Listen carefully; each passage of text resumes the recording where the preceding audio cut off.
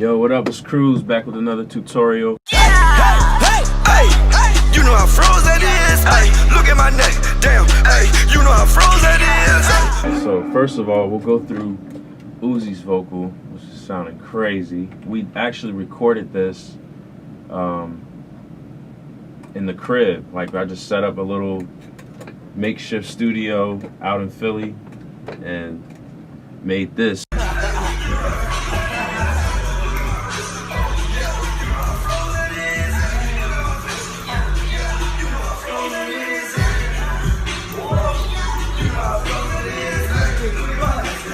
So just to give you an idea, everybody watching, you watching from your crib and you want a $1 million studio sound, we made this in the apartment, you know, and this is a major hit right here. So just so you have that motivation that you can definitely catch that sound.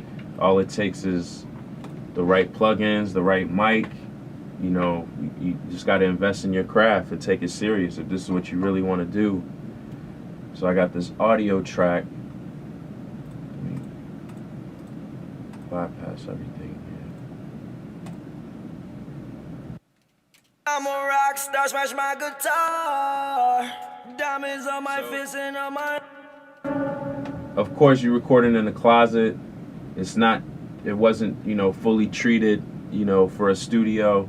We deaded the closet as best we could, just to at least get, you know, get that dead vocal. We didn't want any reflections or anything like that.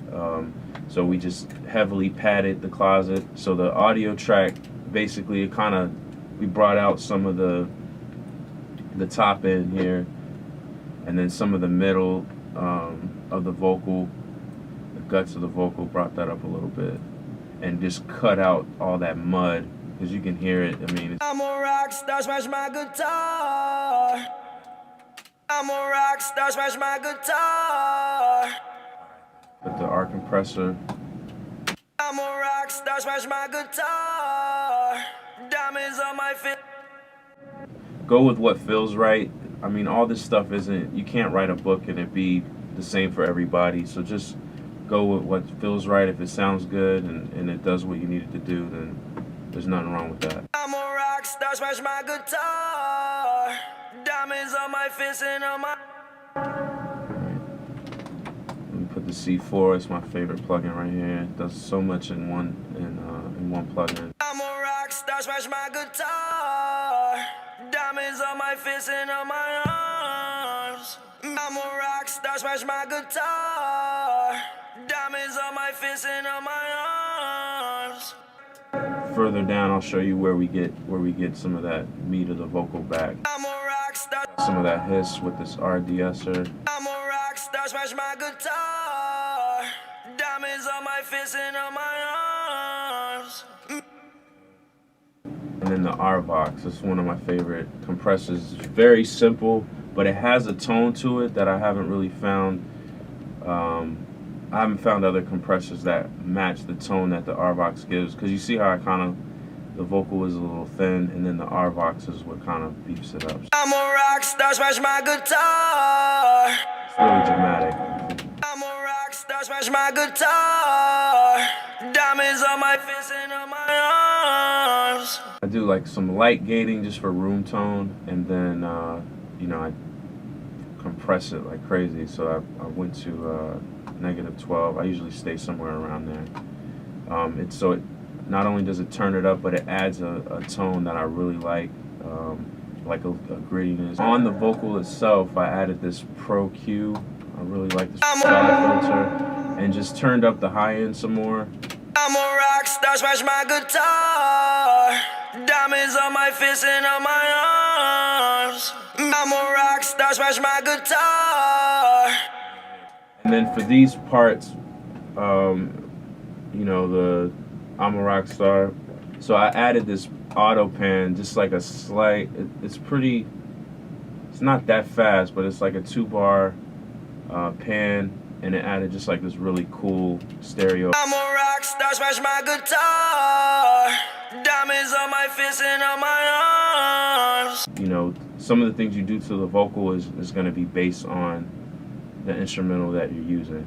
You know, so some stuff you'll do is extreme, but everything kind of fits in pocket once you have it all together. I'm a rock star, smash my guitar. Diamonds on my face and on my arms. Meek and I don't dress the same, relate and go yard. Frostbite on my pinky ring, watch me flex on ya. Get to my dog Meek Millie. First verse. I got that bag and we moving that snow like it's Christmas in Santa, got hoes and shit. 100K lodge on my Audemars.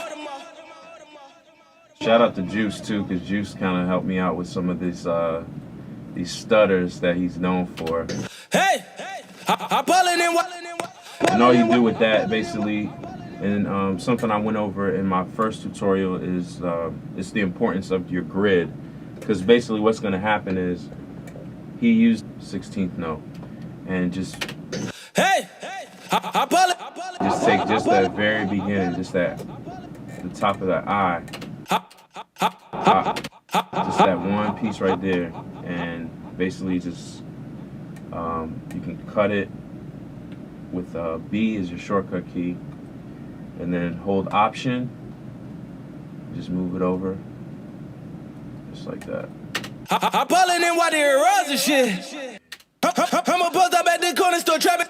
I'ma buzz up at the corner store trapping. So like I said, you catch your tempo, the clip.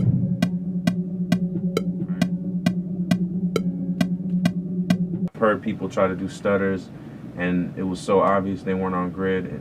It just doesn't sound good at all. It sounds offbeat. It throws you off. You can't really vibe. So let's go over some of the effects on Meek's vocal, which are all included in the template.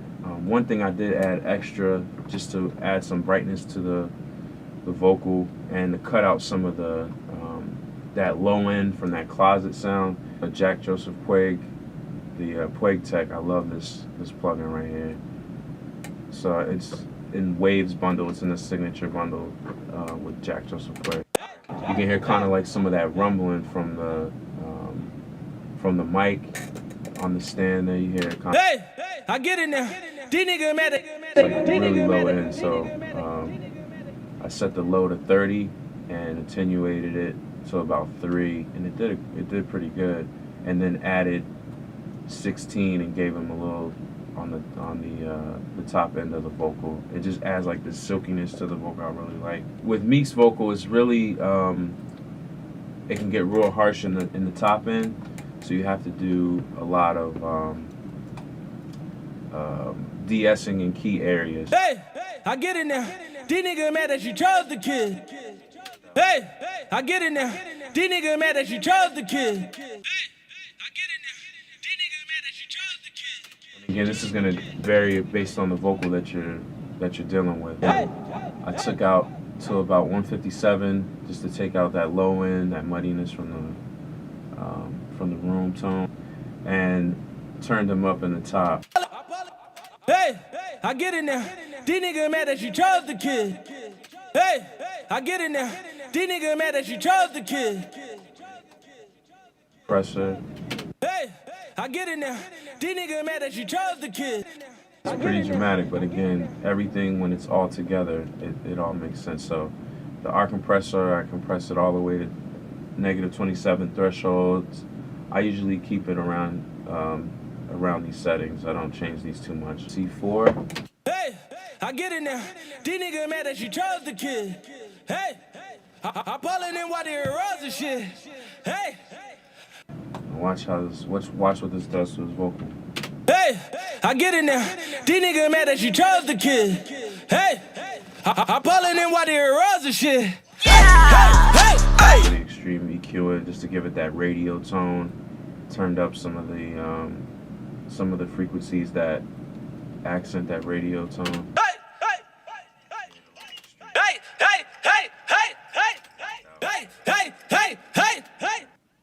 I use this pan effect just to give some space. Shout out to Emix, MMG.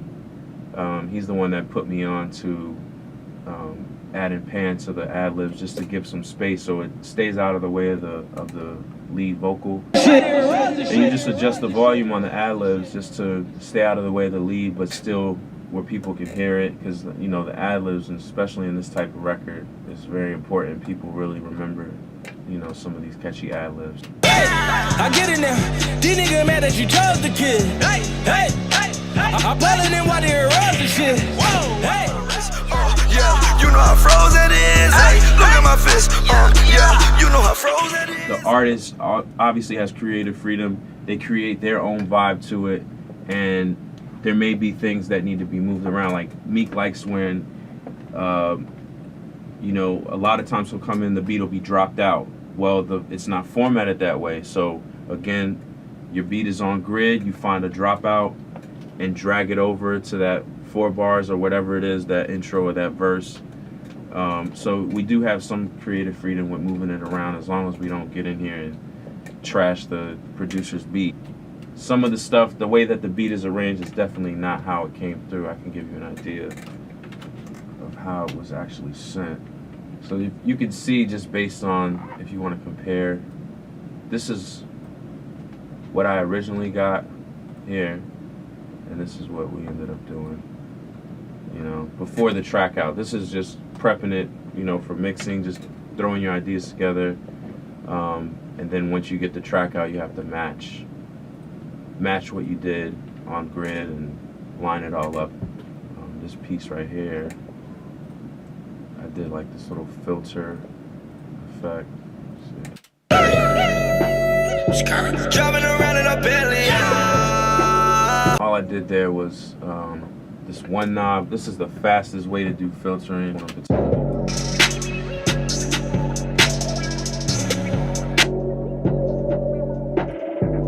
So that's just some techniques that I use with our Dream Chasers Pro Tools template.